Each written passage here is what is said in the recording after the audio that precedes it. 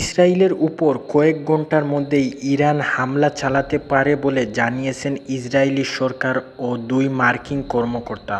মঙ্গলবার ১ October Israeli সামরিক বাহিনী জানিয়েছে, যুক্তরাষ্ট্র থেকে তারা এই হামলার প্রস্তুতি সম্পর্কে তথ্য পেয়েছে। মার্কিন সংবাদমাধ্যম নিউ ইয়র্ক টাইমস এই খবর জানিয়েছে।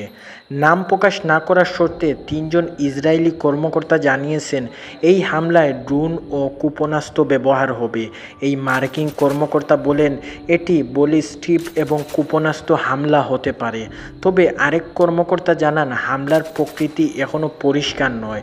এর আগে একজন মার্কিন সামরিক কর্মকর্তা জানিয়েছেন, ইরান আগামী ১২ ঘণ্টার মধ্যে, বিশেষ করে রাতের বেলা, ইসরায়েলের উপর ব্যালিস্টিক ক্ষেপণাস্ত্র হামলা চালাতে পারে। তিনি জানান, ড্রোন ও ক্ষেপণাস্ত্র নিক্ষেপের সম্ভাবনা রয়েছে।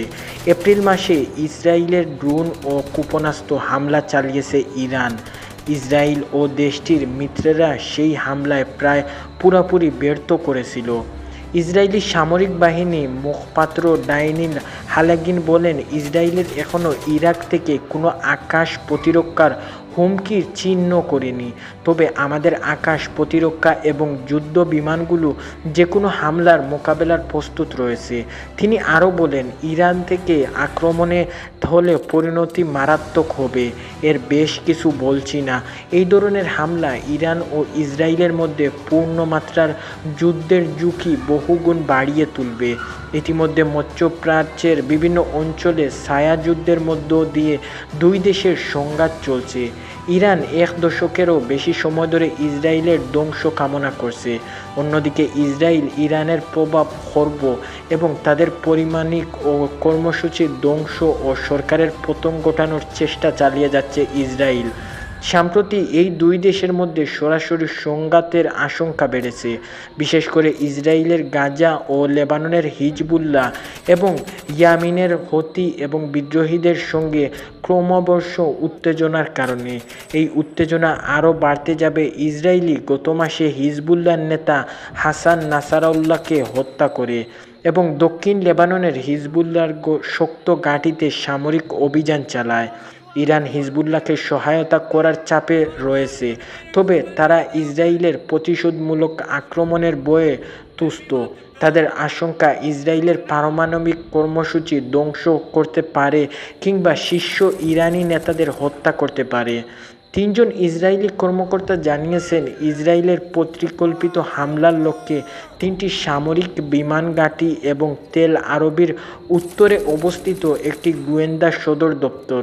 মঙ্গলবার দুপুরে এই সদর দপ্তর খালি করে ফেলা হয়েছিল। এর আগে এপ্রিল মাসে ইরান ইসরায়েলের উপর ক্ষেপণাস্ত্র ও ড্রোন হামলা চালায়। এই সময় ইসরায়েলি যুদ্ধ বিমান এবং সিরিয়ায় থাকা ইরানি শীর্ষ কমান্ডারদেরকে হত্যা করেছিল। তখন উভয় পক্ষই বড় ধরনের যুদ্ধ এড়াতে চেয়েছিল, কিন্তু কটূক্তি ও বিশেষজ্ঞরা বলেছেন, এখন পূর্ণাঙ্গায় যুদ্ধের আশঙ্কা অনেক বেশি। ইরানের নতুন হামলার পর ইসরায়েল পাল্টা আঘাত করতে প্রস্তুত রয়েছে।